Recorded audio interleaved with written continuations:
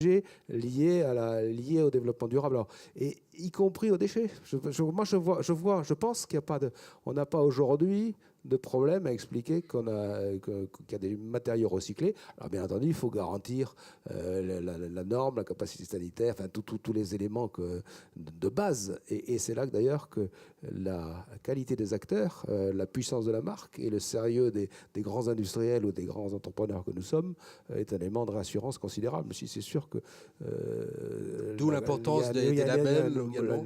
D'où l'importance des labels en particulier. Et les Green Deal doivent aussi servir à donner de la respectabilité à ces sujets. C'est à vous. Jacques Perper, Airbus. Une chose qui m'intrigue, c'est que dans des modèles aussi différents que ceux de Bouygues et de Saint-Gobain, vous considérez le recyclage, la régénération comme une simple composante de votre métier, une variante de votre métier.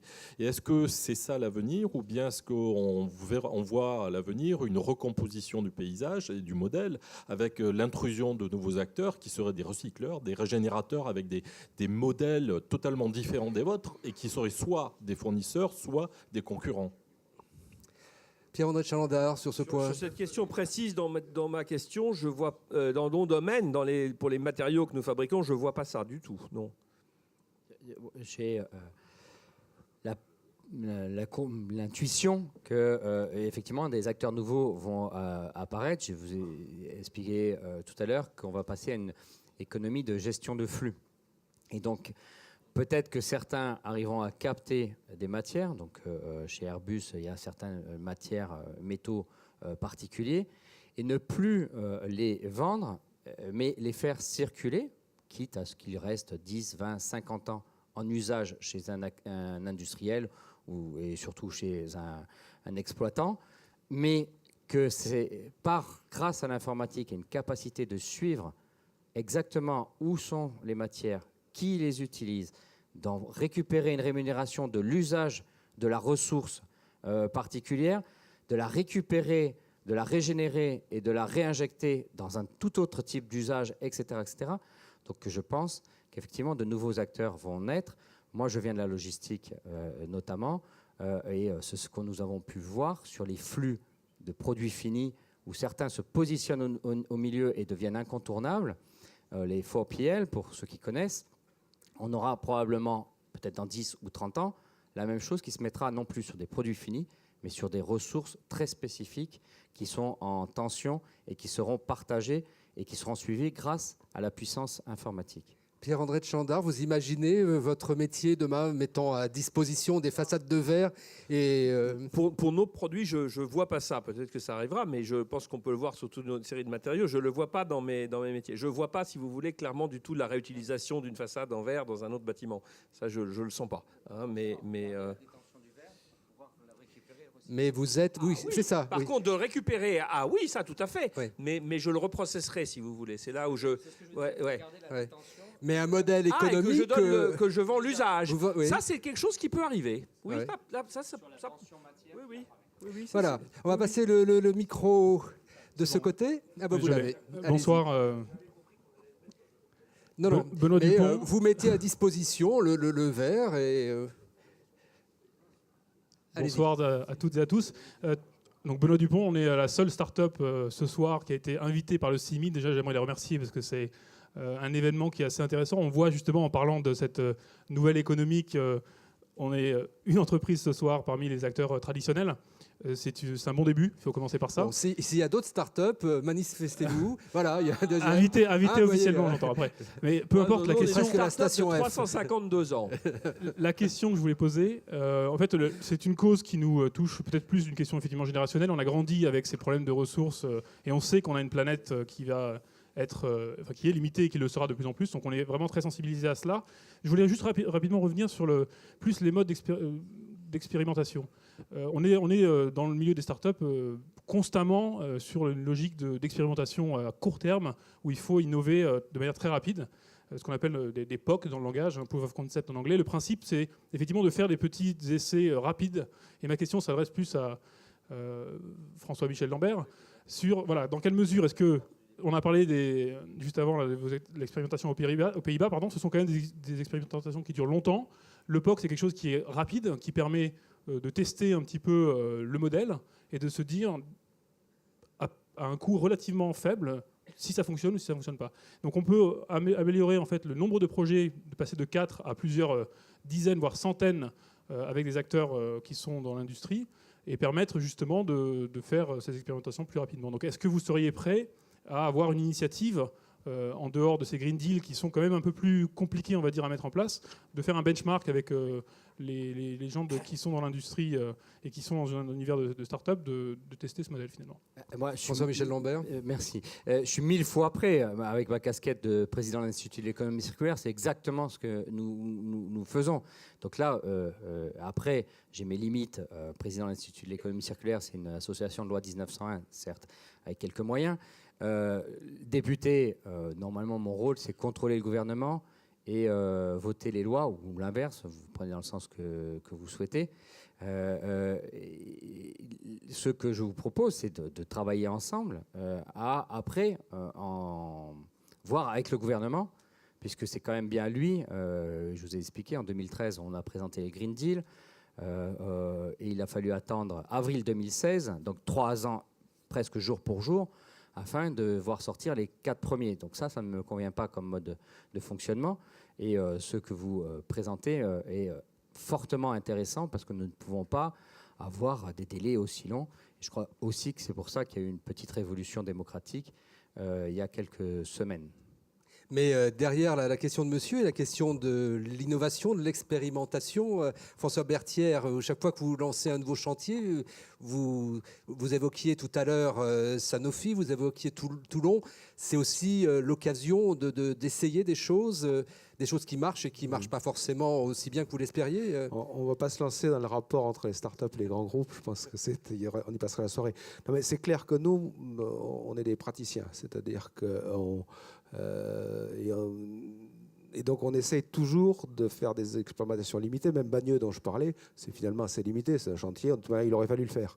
Donc on fait ça, on prend une démarche systématique. Ça va prendre 2 ou 3 mois de plus et on va contrôler. Et puis si ça marche, on développe. Mais on ne se lance jamais de façon massive et on le fait souvent avec des startups qui viennent nous apporter des idées.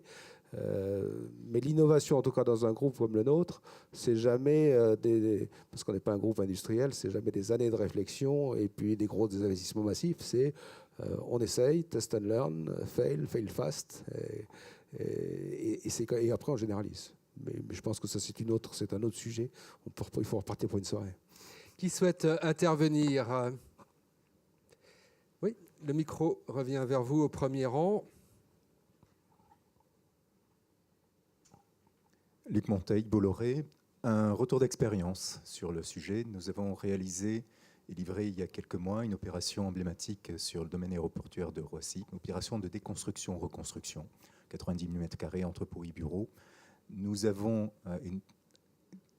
voulu gérer, en fait, dans l'acte de déconstruire, un objectif qui a été cité de 80% de valorisation des matériaux en poids. C'est ce que nous avons acheté. Nous sommes arrivés à 97,6%. 97,6%. Je vais même, et naturellement, c'est l'essentiel. Alors, quand on raisonne en poids, finalement, l'impact béton est essentiel. C'est exactement ce que nous avons fait. Nous avons concassé les matériaux et nous les avons réutilisés sur place pour les plateformes des nouveaux bâtiments. Et je vais rajouter que nous avons aussi obtenu une moins-value parce que nous avions en fait des sous-sols à remblayer. Nous avons en fait une moins-value en acceptant de faire venir sur cet endroit-là des terres venant d'excavation de projets de construction en Île-de-France, dans Paris, qui auraient dû aller en décharge et qui étaient, d'un point de vue qualitatif, tout à fait corrects, donc testés, tracés, etc. Et ce qui nous a permis, ce qui est un gros sujet d'ailleurs,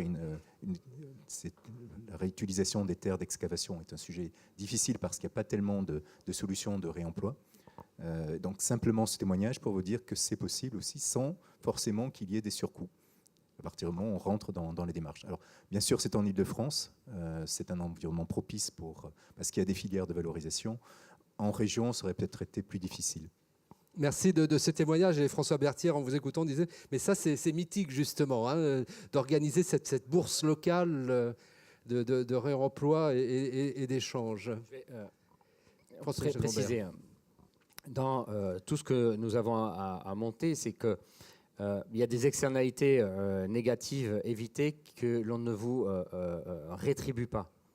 Donc le rôle de l'acteur public, une collectivité notamment, puisque très souvent c'est lui qui peut faire en sorte que les externalités négatives qu'il aurait eu à subir, il puisse faire en sorte qu'elles viennent renforcer le business plan ou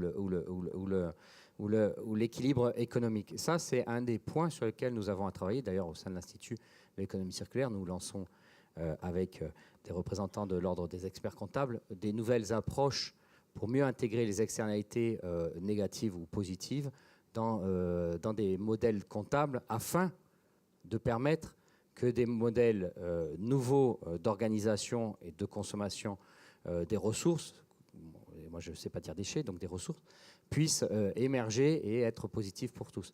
Ça, c'est aussi une des voies. Il n'y a pas que la fiscalité, je ne l'ai pas développé dans mes 4 axes, mais c'est une des voies sur lesquelles nous devons travailler. Pierre-André de Chalandard. Oui, je voudrais donner un autre retour d'expérience, mais c'est votre histoire qui m'y fait penser, qui est, alors c'est pas pour les directeurs immobiliers parce que c'est sur les petits chantiers, mais c'est une histoire de Point P. Donc Point P, donc a mis en place il y a une vingtaine d'années, de façon assez large, des déchetteries. Avec le modèle économique qui était de dire le camion qui emmène les matériaux vers le chantier, souvent il revient vide. Et donc si en plus on les attire vers chez nous pour qu'ils amènent leurs déchets chez nous et les mettent en décharge, que nous après on fait un tri, il y a un business case économique qui va marcher. Et qu'est-ce qui s'est passé? Alors la loi sur la transition énergétique va nous obliger à faire ça partout. Mais en fait, pourquoi? Qu'est-ce qui s'est passé? Et nous, on le faisait déjà beaucoup, mais qu'est-ce qui s'est passé? C'est qu'on a mis ça en place il y a 20 ans, et juste, il y a 2 ans, alors la nouvelle loi a peut-être changé les choses, mais il y a 2 ans, il y en avait toute une série qui marchait bien en région parisienne et dans une ou 2 grandes villes, et ailleurs ça marchait pas, on avait dû arrêter parce qu'il n'y avait pas de modèle économique. Pourquoi? J'en reviens à mon histoire de mise en décharge, parce que ailleurs que parce que nous on faisait payer quand même un petit peu l'apport. Et donc si c'est trop facile d'aller mettre ces déchets ailleurs, ben on les mettait pas. En région parisienne c'était difficile, et donc votre business case qui est formidable, il marche. Donc c'est le modèle idéal, ce que vous montrez. Ouais. Mais ça veut dire, François-Michel Lambert, qu'il faut organiser des écosystèmes locaux aussi, qui tiennent compte des réalités des territoires. Ça veut dire qu'il ne faut plus être cloisonné. Je suis l'industriel producteur, je suis la collectivité, je suis l'association, je suis les représentants des usagers ou des citoyens. Ça veut dire qu'il faut se retrouver. Et comme je ne l'ai pas dit encore ce soir, j'ai toujours une phrase, c'est que le plus important dans l'économie circulaire, c'est la machine à café ou la tireuse à bière, c'est-à-dire le lieu où ceux qui ne devaient pas se rencontrer se retrouvent. Il faut savoir définir, mettre en œuvre des moyens pour que ceux qui n'avaient pas vocation à se rencontrer, et pourtant qui sont d'une manière ou d'une autre partie prenante, même relativement éloignées, puissent échanger, partager, et puis finalement regarder que l'on est dans du gagnant-gagnant, dans des démarches communes sur des projets. Ça, c'est le plus important, et très souvent, celui qui en a la responsabilité, c'est la collectivité qui, elle, doit créer ces conditions de cette machine à café, de cette tireuse à bière. Et la machine à café, on le voyait avec François Berthier, ça peut être une plateforme numérique, un site internet aussi, ou... Un peu plus. Il y a la machine à café dans tous les points P. Voilà. Qui souhaitent intervenir, témoigner des pratiques ou des difficultés que vous rencontrez? Les uns et les autres, vous avez souligné l'importance de la maquette numérique du BIM pour aller dans cette nouvelle logique de bâtiments recyclables. Comment l'utiliser? Comment mieux l'utiliser? Vous, de votre côté, Bouygues Immobilier, c'est un outil que vous voyez encore en développement? On est tout au début. En Europe et en France en particulier, on est tout au début par rapport à ce qui peut se faire dans d'autres pays, en particulier aux États-Unis, parce qu'il faut que toute la chaîne de production s'y mette, les industriels, parce qu'on a besoin de référencer les produits un par un, les architectes, les bureaux d'études, les entreprises, nous-mêmes, maîtres d'ouvrage, et puis après les gestionnaires d'immeubles. Donc on n'est pas rendu. Et il y a un peu d'investissement, énormément de formation, et puis la transformation du BTP, qui va se faire, mais on est tout au début. Alors on a parlé du recyclage des matériaux, mais gardez un instant encore le micro, François Berthier, parce qu'il y a le choix des matériaux. On voit aujourd'hui l'utilisation du bois, on voit d'autres matériaux. Vous l'avez évoqué, le métal que le béton. Est-ce que là aussi, ça va avoir un impact déjà dans la conception et puis dans l'utilisation et dans la vie des bâtiments? Non, d'abord, la France a une culture du béton. C'est là qu'il a été, et c'est là qu'il a été inventé. Et par rapport aux pays étrangers, le poids des grands acteurs du béton, dont nous sommes d'ailleurs, a été prépondérant. Alors que c'est pas du tout le cas dans d'autres pays. Alors aujourd'hui, le bois est à la mode, mais le bois, c'est l'arme absolue en matière de taxe carbone. Parce que c'est la méthode la plus simple pour fixer le carbone et avoir des bâtiments. Il y a un nouveau label qui s'appelle BBC, un bâtiment de basse émission carbone, dont on est en train de construire un immeuble de 25 000 m² de bureaux à Paris avec du bois. Mais pour l'instant, le signal prix n'est pas là, parce que sans taxe carbone, le bois ne soutient pas la comparaison avec le béton en termes économiques, pas encore, d'une part. Et deuxièmement, il y a un problème, pour le coup, un gigantesque problème d'organisation de la filière, parce que quand on construit en bois dans le 17e arrondissement, à Batignolles, le bois, il vient d'Autriche ou d'Allemagne du Nord, et il est façonné parfois en France, mais parfois à l'étranger. Donc là aussi, il y a du boulot. Non, simplement les filières sèches, comme on dit dans le métier, c'est-à-dire le bois ou le métal, sont évidemment beaucoup plus faciles à déconstruire parce que c'est un jeu de construction, alors que le béton, quand il existe, il n'y a qu'une chose à faire, c'est de le casser et de le concasser. Jeu de construction et de déconstruction. En tout cas, merci messieurs, parce qu'on a commencé à répondre avec vous à cette question. On a remplacé les mots, jetable par recyclable et déchets par ressources. On prend une dernière question, parce qu'on est un peu tenu par le temps. Oui, allez-y. Bonsoir, Stéphane Bouquet, groupe Nexity. Il s'avère que je dirige la filière bois pour le groupe, donc je ne pourrais pas ne pas intervenir. Donc, monsieur le député, bonjour, on se connaît, parce que je vis à Marseille, dans les Bouches-du-Rhône. Donc, juste pour intervenir par rapport à ce que dit monsieur Berthier, je pense que le coût, on y est dans le bois. On a annoncé la semaine dernière, le groupe, qu'on dépasse les 120 000 m² de bois en chantier ou en livraison et qu'on est devenu vraiment un produit tout à fait compétitif en matière de coût. Le coût, il faut le voir, c'est une notion de coût global, pas uniquement de matériaux, parce que ça oppose de manière un peu stérile le bois et le béton. Effectivement, la matière première bois, vous avez raison, est légèrement plus chère, 3 à 5%. Mais ramener un process industriel de la matière première bois où tout arrive fini, le coût est totalement équivalent. Le plus important, c'est le coût global, de dire finalement un bâtiment bois, il est mieux isolé. Donc derrière, l'économie de charge générée pour les utilisateurs, donc pour les directeurs immobiliers ici présents, il est réel. La semaine dernière, on a obtenu un permis, on va lancer une tour en bois, le permis est obtenu, donc beaucoup le font, 35 mètres de haut, on va garantir les charges sur 10 ans.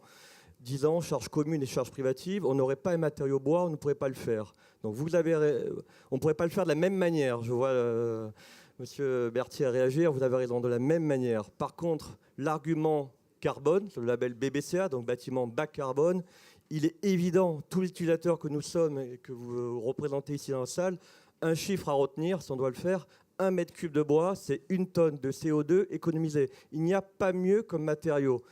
On agit sur la partie industrielle et puis également sur le côté vertueux. Soyons également des acteurs responsables et citoyens.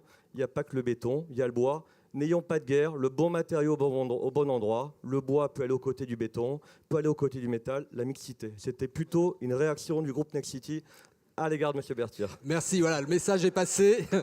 Et moi, de toute façon, je sais mettre des façades en verre et des cloisons en placo, que ce soit en bois, en béton ou en métal. Merci, ça sera le mot de la fin de notre conférence débat, avec, on l'a bien vu aussi, la nécessité de faire émerger des maturités de marché et de rendre viables ces filières. Merci, messieurs.